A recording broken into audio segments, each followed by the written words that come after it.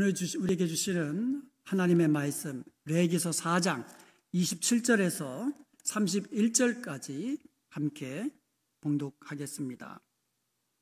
만일 평민의 한 사람이 여호와의 계명 중 하나라도 부지 중에 범하여 헌물이 있었는데 그가 범한 죄를 누가 그에게 깨우쳐 주면 그는 흠없는 암염소를 끌고 와서 그 범한 죄로 말미암아 그것을 예물로 삼아 그 속죄 제물의 머리에 안수하고 그 제물을 번제물을 잡는 곳에서 잡을 것이요 제사장은 손가락으로 그 피를 찍어 번제단 뿔들에 바르고 그 피 전부를 제단 밑에 쏟고 그 모든 기름을 화목 제물의 기름을 떼어놓은 것 같이 떼어내 제단 위에서 불살라 여호와께 향기롭게 할지니 제사장이 그를 위하여 속죄한즉 그가 사함을 받으리라. 아멘. 오늘은 지난 주일에 이어서 사죄의 은총에 대해서 말씀을 나누기를 원합니다. 세상에서도요, 사람들이 임금 앞으로 나아갈 때는요, 그냥 입던 옷, 그냥 더러운 옷 입고 나가지 않습니다. 깨끗한 옷, 목욕, 재개한 후에 나아갑니다. 마찬가지로 하나님 앞에 우리가 나아갈 때는요, 더러운 죄의 몸을 가지고 그대로 나아갈 수가 없어요. 왜냐하면 하나님은 죄를 미워하시기 때문에 그래요. 그래서 우리가 죄를 범했을 때는요, 자복하고 죄사함을 받아야만 합니다. 그래서 하나님 앞에 죄사함 받은 깨끗하고 정결한 몸으로 하나님 가까이 나아갈 수 있고, 그럴 때 하나님과의 관계도 회복되고 하나님과 친밀한 사귐 속에서 하나님 주시는 은혜와 복을 누리게 되는 거예요. 성경은 우리가 죄를 범하였을 때에 우리가 어떻게 하면 죄를 사함받을 수 있는지, 어떻게 하면 하나님과의 관계를 회복하고 죄사함의 은총을 누릴 수 있는지 그 방법을 알려주셨습니다. 그 방법이 바로 오늘 본문에 나오는 속죄제예요. 속죄제, 속죄제사, 속죄제입니다. 레위기서 4장에는 속죄제의 규례에 대해서 나옵니다. 여기에는 놀라운 영적인 은혜와 비밀이 담겨져 있어요. 그래서 그 말씀을 한번 우리가 살펴보면서 우리에게 주시는 놀라우신 하나님의 은혜의 말씀 나눠보기를 원합니다. 제일 먼저 살펴볼 내용은요, 누가 속죄 제사를 드리는가 이거예요. 누가 속죄 제사를 드려야 하는가. 레위기서 4장 2절에 보면 이스라엘 자손에게 말하여 이르라. 누구든지 여호와의 계명 중 하나라도 그릇 범하였으면 그 사람은 속죄 제사를 드리라는 거예요. 여호와의 계명 중 하나라도, 누구든지 하나라도 범하면 속죄 제사를 드리라는 거예요. 그 사람이 제사장이든지 아니면 온 이스라엘 백성들이 죄를 범하였든지 아니면 그 사람이 족장이든지 아니면 평민 중 한 사람이든지 누구라도 여호와 하나님의 계명 중 하나라도 부지 중에 범하면, 그리고 그가 죄를 범하였던 것을 깨닫게 되면 그 사람은 하나님 앞에 나와서 속죄 제사를 드려야 했던 것이에요. 여기서 중요한 것은요, 부지 중에 죄를 범하였는데 깨닫지 못하다가 누가 그 죄를 깨닫게 해주거든요. 그러니까 내가 범한 죄를 깨닫게 되면 그 깨달은 자가 속죄 제사를 드리는 거예요. 우리가 때로는 의도하지 않게, 그리고 우리가 연약해서 또 실수로 범죄할 수도 있어요.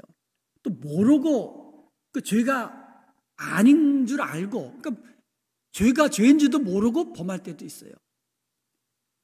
본의 아니게 지을 때도 있습니다. 그런데 누군가가 그게 죄라는 사실을 깨닫게 해주면, 아, 그게 죄였구나라고 깨달아지면 그 깨달은 사람은 속죄 제사를 드려야 하는 거예요. 그러므로 나의 죄와 허물을 깨닫는 것이 은혜입니다. 내 안에 숨어있는 죄가 있는데, 알지 못하던 죄가 있는데 그것을 깨닫게 되는 것이 은혜예요.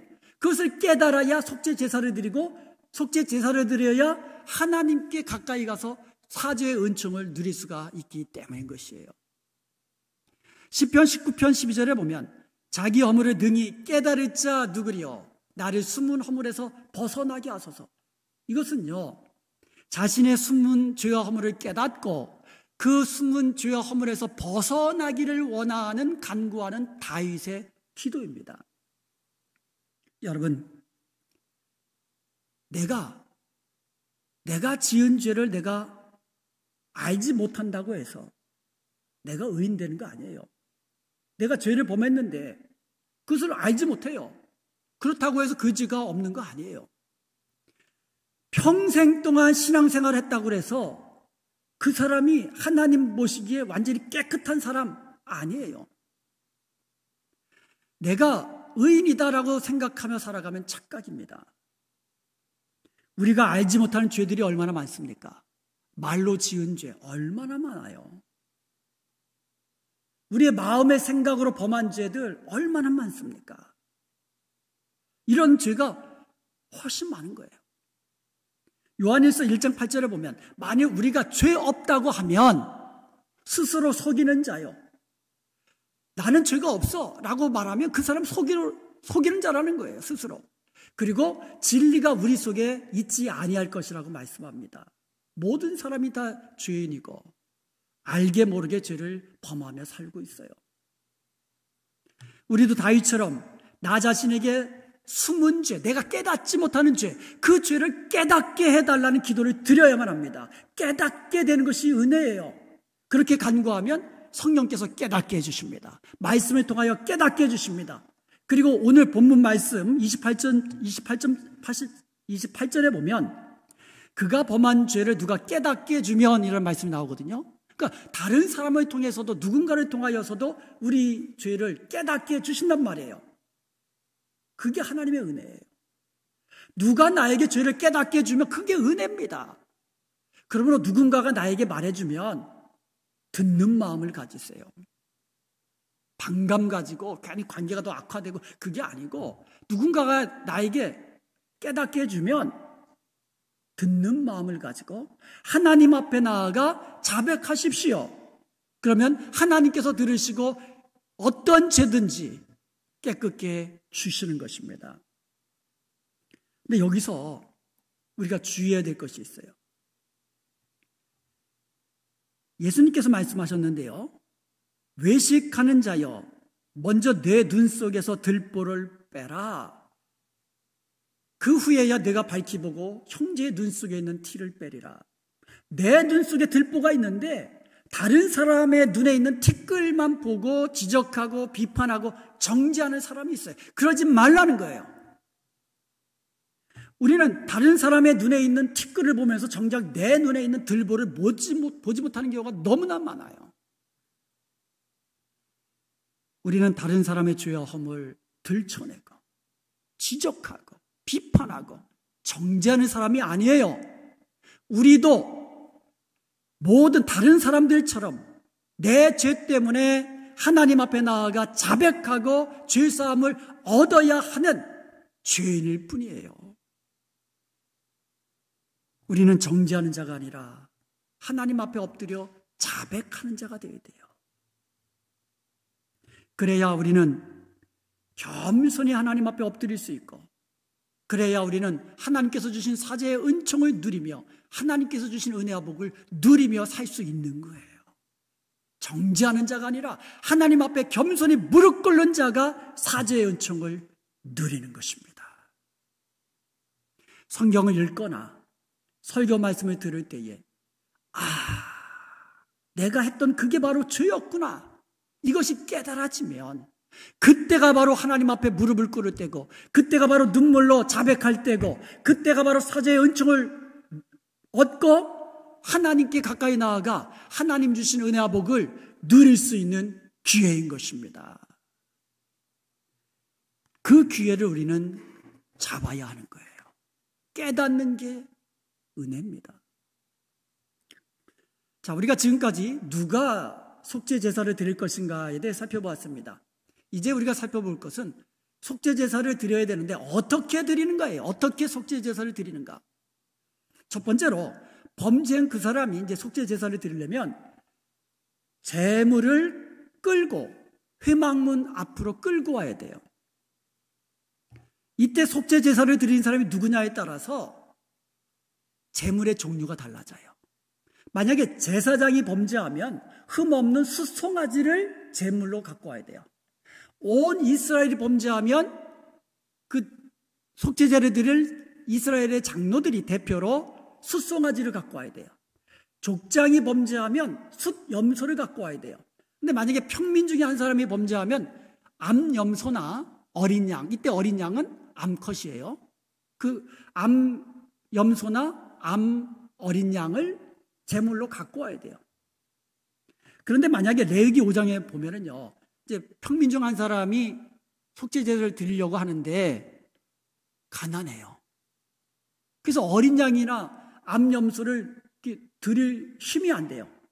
그럴 때는 산비둘기 2마리나 또는 집비둘기 새끼 2마리를 제물로 갖고 올 수 있었어요. 근데 그것도 못 드릴 정도로 가난해. 그러면은요, 고운 가루 10분의 1 에바. 오늘날로 따지면 한 2리터 조금 넘는 2.1리터, 2.2리터 정도 되는 고운 가루를 가지고 하나님 앞에 와야만 했습니다. 여기서 우리에게 중요한 영적 진리를 우리가 알 수가 있습니다. 그게 뭐냐면 아무리 가난한 사람이라 할지라도 회개하고 속죄함을 얻고 사죄함의 은총을 얻을 수 있는 길을 열어주셨다라는 거예요. 가난하다고 해서 속죄함의 은총 받지 못하는 일이 없도록 누구든지 하나님 앞에 나와 죄사함 받을 길을 하나님께서 열어주신 거예요.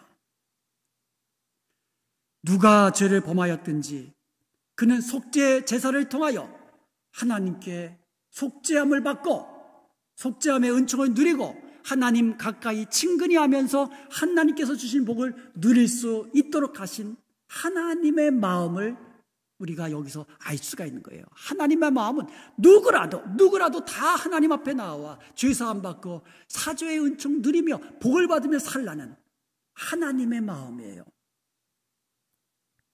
그리고 속죄제를 드린 사람이 누구냐에 따라서 제물이 달라진다고 했잖아요. 이 말은 제사를 드리는 사람이 어떤 사람인가에 따라서 그 책임의 이 중요한 것이 다르다는 거예요. 예를 한번 들어보겠습니다. 제사장이 범죄하면 흠없는 숫송아지를 드렸거든요. 흠없는 숫송아지는 온 이스라엘이 범죄했을 때 드리는 숫송아지와 동일한 거예요. 제사장 한 명의 범죄는 온 이스라엘이 범죄한 것과 똑같은 무게를 가진다는 거예요. 그만큼 제사장의 책임이 중요하다는 거예요. 오늘날 신약시대를 살아가는 저와 여러분은 왕같은 제사장이라고 말씀하고 있어요. 저희가 바로 왕같은 제사장이에요. 그러므로 우리의 이 책임이 얼마나 막중한가를 우리는 알아야만 합니다. 세상 사람들을 보세요. 자기들도 죄범하고 자기들도 못된 짓 많이 하잖아요. 근데 자기들이 범하면 그럴 수도 있지 넘어가는데, 예수 믿는 사람이 잘못하고 죄를 범하면, 특별히 목회자가 실수하고 잘못하잖아요. 죄를 범하잖아요. 그러면 더 중한 잣대를 가지고 비판하잖아요. 교회를 싸잡아서 공격하잖아요. 여러분, 나는요 성도잖아요. 성도된 우리는 나 한 사람은요, 나 한 사람으로 끝나는 게 아니에요. 우리 뒤에는 예수 그리스도의 이름이 있고 예수 그리스도의 인격이 있고 교회가 있고 하나님 나라가 달려있는 거예요. 그래서 내 잘못 하나 때문에 예수님의 이름이 욕먹으면 안 되잖아요. 예수님의 이름이 비방받으면 안 되잖아요. 나 때문에 우리 은혜평강교회 전체가 싸잡아서 아이고 이러면 안 되잖아요. 오히려 나의 거룩함을 통하여서 예수 그리스도의 이름이, 예수 그리스도의 아름다우심이 우리 주위에 퍼져나가는 그런 사람이 되어야 될 줄로 믿습니다. 우리의 입술로만이 아니라 우리의 거룩한 행실로 예수 그리스도의 복음을 전파하며 사는 그리스도의 대사로서 살아야 될 줄로 믿습니다. 두 번째로 속죄 제사를 드린 사람이 이제 제물을 회막문으로 끌고 오잖아요. 그러면 그 회막문 앞에서 그 제물의 머리에 안수를 합니다. 그리고는 여호와 앞 번제물을 잡는 곳에서 그 제물을 잡아야 했습니다. 여기서 중요한 것은요, 제사 드리는 사람이 그 제물, 끌고 온 제물의 머리에 안수하는 거예요. 제사장이 안수하는 거 아니에요. 제사 드리는 그 사람이 제물의 머리에 안수하는 겁니다. 여기에도 중요한 영적 원리가 담겨져 있습니다. 이것은, 안수한다는 것은 제사 드리는 사람과 그 제물이 하나됨을 보여주는 거예요. 그래서 내 죄가 제물에게로 옮겨가는 거예요. 내가 죽어야 되는데 누가 죽어요? 제물이 대신 죽는 거예요. 내 죄 때문에 내가 피 흘려 죽어야 되는데 내 대신 흠없는 그 짐승이, 그 제물이 대신 피 흘려 죽는 거예요. 내 죄가 짐승에게로 옮겨지고 짐승이 내 대신 죽음으로써 내 죄가 사함받는 거예요. 내 죄로 인하여 내가 죽어야 했는데 내 대신 흠 없는 제물이 대신 죽는 것입니다. 이와 같은 방법으로 하나님께서는 우리의 죄를 죄 없으신 예수님께로 전가시켜 주셨습니다. 갈라디아서 2장 20절에 보면 우리가 예수님을 믿을 때에 우리와 예수님과 우리는 하나예요. 하나가 되었어요. 그래서 하나가 되었기 때문에 그 순간 내 죄는 예수님께로 옮겨가는 거예요. 내가 죽어야 되는데 내 대신 예수님이 죽으시는 거예요. 내 죄 때문에 내가 피 흘려 죽어야만 했는데 죄 없으신 예수님께서 내 대신 내 죄를 대속하시기 위하여 십자가에 피 흘려 죽으신 줄로 믿습니다. 그런데 여러분, 우리가 예수님과 하나가 되잖아요. 그러면 우리의 죄는 예수님께로 옮겨가고 예수님의 의는 우리에게로 옮겨오는 거예요. 이게 놀라운 영적 비밀입니다. 그래서 우리가 회개하고 예수님을 믿을 때에 우리가 죄사함을 받을 뿐만 아니라 예수의 거룩하신 피로 말미암아 우리가 깨끗게 되는 줄로 믿습니다. 내 죄는 예수님께로 옮겨가고 예수님의 의로우심은, 예수님의 의는 우리에게로 옮겨오는 거예요. 이게 하나님의 은혜입니다. 그러므로 이제 누구든지 예수 그리스도 안에 있는 자들에게는 정죄함이 없는 것을 믿으시기 바랍니다. 속죄 제사를 드리는 자가 제물을 머리 위에 안수했습니다. 그리고 그것을 끌어다가 이제 회막문 안으로 들어가면 번제단 위에 옆에서 그 제물을 잡았습니다. 자, 그러면 한번 그림을 한번 보시기 바랍니다. 저게 성막의 모형도거든요. 회막문은 동쪽에 있습니다. 그래서 회막문 안으로 들어가면 제일 먼저 만나는 곳이 번제단이에요. 그래서 번제단에서 제사를 드리는 거예요. 태우는 거예요. 그럼 그 번제단 우측, 그러니까 회막문에서 들어가서 번제단 우측이 바로 번제물 잡는 곳이에요. 저곳에서 그 짐승, 그 제물을 잡는 겁니다. 지난 주일에 속죄 제사를 드릴 때 제물로 끌려온 그 짐승을 잡는 것은 제사장이 아니라고 했습니다. 제사장이 대신 잡아주는 거 아니에요. 송아지를 찔러 죽이고 염소 찔러 죽이고 어린 양 찔러 죽이는 것은 제사장이 하는 게 아니에요. 누가 한다 그랬어요? 끌고 온 그 사람, 범죄한 그 사람이 자기가 찔러야 돼요. 자기가 죽여야 돼요. 그러면서 이 죄가 얼마나 큰 죄인가를, 누군가의 희생으로 내가 죄사함 받는 것을 깨달으라는 거예요. 쉽게 죄 범하지 말라는 거예요. 자, 그렇게 직접 잡았는데 참고로요, 비둘기 같은 경우는 제사장이 직접 잡았어요. 레위기서 5장 8절에 보면은요, 비둘기 같은 경우는 제사장이 목을 이제 이렇게 비틀어요. 목을 이렇게 비틀어 가지고 띄어내요. 그리고 몸통을 가릅니다. 이때 몸통을 갈를 때에 완전히 두 쪽으로 가르는 게 아니고요. 이렇게 몸통을 이렇게 제낄 수 있을 정도로만, 한 반 정도만 제끼는 거예요. 그러면 이제 거기서 이제 피가 흐르겠죠. 자, 그렇게 이제 끌고 오면 안수하고 그리고 잡습니다. 그러고 나면 이제 피가 나잖아요. 그래서 짐승의 피는 이제 그릇에 받겠죠. 자, 그래서 세 번째로 속죄 제사를 드리는 사람이 제물을 잡고 나면 그 다음에는 기름 부음을 받은 제사장이, 그때 제사장이 그 피를 가지고 이 손가락으로 찍어가지고, 아까 보면 번제단이 보면 네 뿔이 있어요. 번제단 사면에 이제 뿔이 있는데 거기다가 피를 바르는 거예요, 이렇게. 그리고 남은 피는 그 번제단 밑에다가 쏟아버렸어요.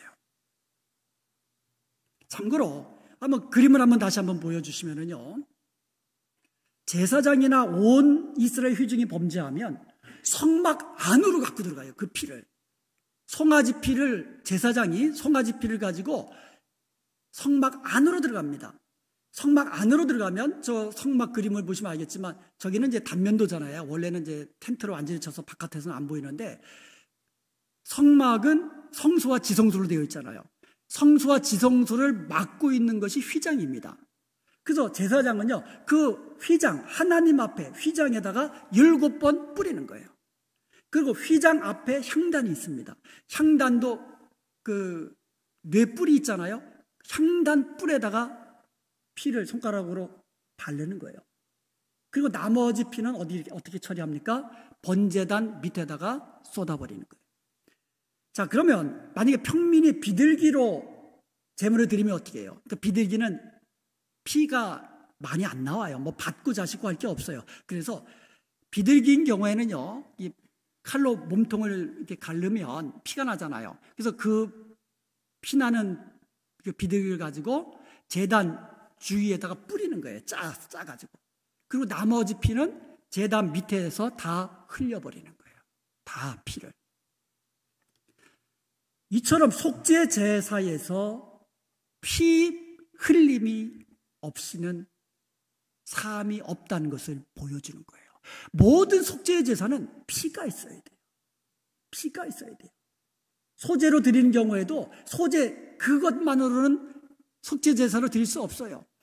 다른 속죄 제사와 함께, 피 흘려 드리는 제사와 함께 드려져야 되는 거예요. 그래서 모든 속죄 제사는 피가 있어야만 합니다. 이것은요, 히브리서 9장 22절의 말씀처럼 피 흘림이 없이는 죄 사함이 없느니라 라는 진리를 우리에게 알려주시는 겁니다. 속죄제를 드릴 때 뿌려진 피가 있잖아요. 그 피가 바로 예수 그리스도의 피를 상징적으로 보여주는 겁니다. 내 죄 때문에 내가 피 흘려 죽어야만 하는데 하나님께서는 예수 그리스도, 죄 없으신, 흠 없으신, 점도 없으신 예수 그리스도를 어린 양으로 삼아, 속죄 제물로 삼아 내 대신 십자가에 피 흘려 죽으신 거예요. 우리에게 속죄의 길을 열어주시기 위해서. 에베소서 1장 7절에 보면 우리는 그의 피로 말미암아 속량 곧 죄사함을 받았다고 말씀합니다. 베드로전서 1장 18절에서 19절에 보면 우리가 대속함을 받은 것은 오직 흠없고 점없는 어린 양 같은 그리스도의 보배로운 피로 된 것이라 말씀합니다. 은이나 금 같은 이런 것으로 한 것이 아니라 오직 어린 양 같은 그리스도의 보배로운 피로 된 것이라고 말씀하고 있습니다. 계시록 1장 5절에 보면 그리스도께서는 우리를 사랑하사 그의 피로 우리 죄에서 우리를 해방했다고 말씀하고 있습니다. 우리 반주 좀 한번 해주세요. 우리 함께 한번 찬양하기를 원합니다.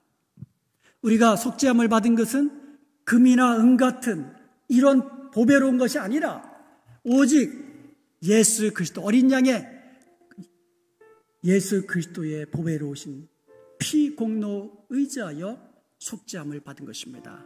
우리 함께 찬양하겠습니다.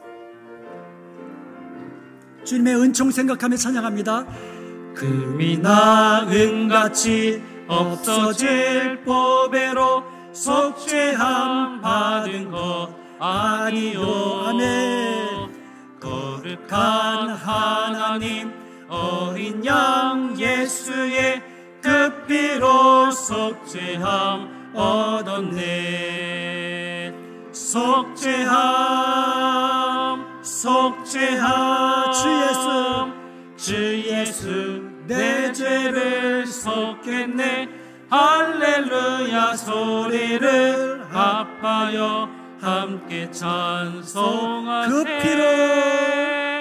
그 피로 속죄함 얻었네.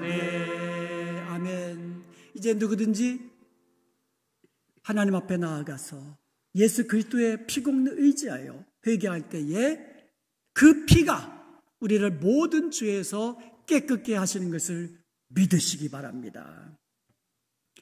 넷째로 제사장이 피를 제단 밑에 다 쏟고 납니다. 그리고 나면 그 제물에서 떼어난 기름이 있어요. 그러니까 기름을 다 떼어내게 하셨거든요. 그래서 그 떼어난 기름을 제단 위에 화제물 위에 올려놓고 불로 태워버렸습니다.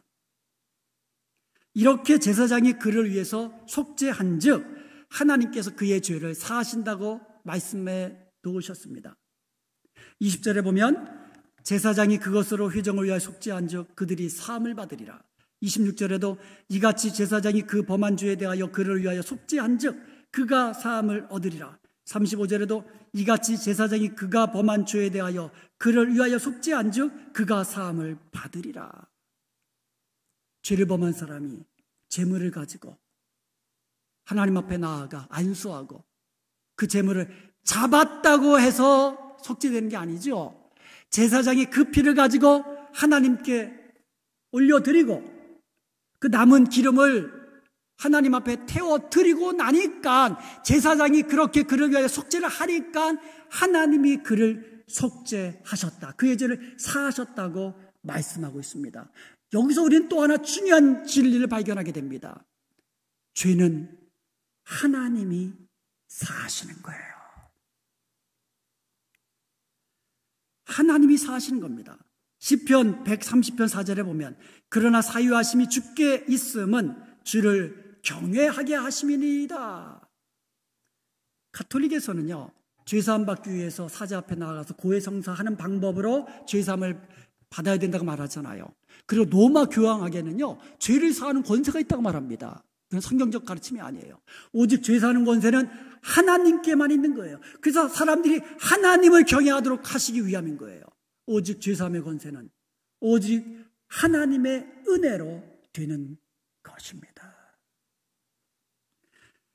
누구든지 예수 그리스도의 이름으로 자신의 죄를 자백하면 그는 미쁘시사 의로워서 우리의 죄를 사하시고 모든 불의에서 깨끗게 주시는 것을 믿으시기 바랍니다. 아멘.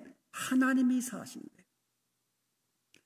자, 온 이스라엘이 범죄했을 때 숫송아지로 드렸다 그랬어요. 자, 그렇다면 온 인류가 범죄한 그 죄는 무엇으로 제사를 드려야 할까요? 어떤 제물로 드려야 할까요?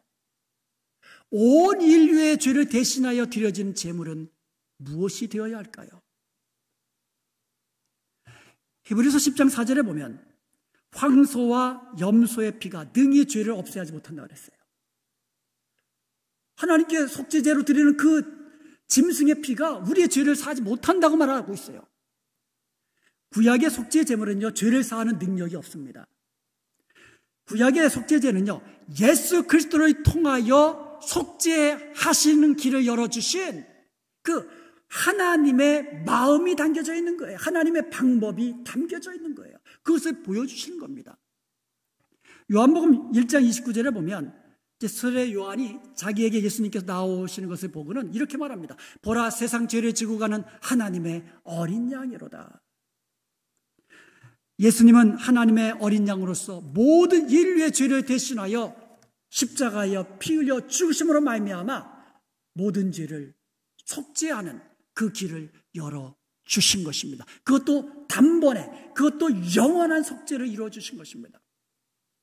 히브리서 10장 10절 이하에 보면 이 뜻을 따라 예수 그리스도의 몸을 단번에 드리심으로 예수님께서는 한 번 드리신 거예요. 11절에 보면 제사장마다 매일 서서 섬기며 자주 같은 제사를 드리되, 자주 드렸습니다, 속죄 제사를. 그런데 이 제사는 언제나 죄를 없게 하지 못하거니와, 죄를 없게 못한다고 그랬어요. 한 번 제사 드렸다고 해서 다음에 또 죄 지으면 어떻게 합니까? 또 속죄 제사 드려야 되잖아요. 한 번 드렸다고 해서 죄를 다 없애는 게 아니에요. 12절에 보면 오직 그리스도는 죄를 위하여 한 영원한 제사를 드리고, 그리고 14절에 이렇게 얘기합니다. 한 번의 제사로 영원히 온전케 하셨느니라. 한 번 십자가에 피 흘려 죽으심으로 영원한 속죄를 이루셨다는 거예요. 히브리서 9장 12절에도 보면 염소와 송아지의 피로 하지 아니하고 오직 자기의 피로, 예수 그리스도 자기의 피로 영원한 속죄를 이루사 단번에 성소에 들어가셨느니라. 단번에 영원히, once for all, 한 번에 모든 인류를 위하여 영원한 속죄를 이루어 주신 것입니다. 예수님께서 십자가에서 자기 피로써. 그러므로 이제는 누구든지 회개하고 예수님을 믿으면 모든 죄를 사함받고 영원한 생명 얻게 되는 것입니다. 이제는 누구든지 예수님을 믿고 구원받은 성도들이 부지 중에 죄를 범하였으면 예수님의 피 공로 의지하여 자복하면 모든 불의에서 깨끗게 되는 것입니다. 이것을 예수님께서 십자가에서 열어주신 거예요. 이제는 더 이상 짐승의 피로 없습니다. 이제는 더 이상 짐승의 피를 뿌릴 필요도 없습니다. 누구든지 언제든지 어디서든지 하나님 앞에 나아가 예수 그리스도의 피 공로 의지하여 자백하면 그는 미쁘시 우리 죄를 사하시고 모든 불의에서 깨끗게 주시는 것입니다. 이것이 얼마나 큰 은혜인지 우리는 알아야만 합니다. 내가 죽어야 되는데, 내 죄 때문에 내가 피 흘려 죽어야 되는데 예수님께서 내 대신 십자가에 피 흘려 죽으신 것이 얼마나 큰 은혜인지 우리는 날마다 감사하면서 그렇게 살아야만 합니다. 그리고 죄가 깨달아지면 지체하지 말고 하나님 앞에 나아가 예수님의 이름으로 자백하며 죄사함의 은총을 누려야만 합니다. 말로만 회개하고 끝나는 것이 아니라 삶 속에서 회개에 합당한 열매를 맺으며 정결한 생활을 살아야 하는 것이에요. 거룩한 삶을 살아야만 하는 것입니다. 이렇게 변화된 삶으로서 하나님께 영광 돌리고 하나님 가까이 하나님 친근히 하며 하나님께서 주신 은혜와 복을 다 받아 누리는 저와 여러분이 되시기를 주님의 이름으로 축원드립니다.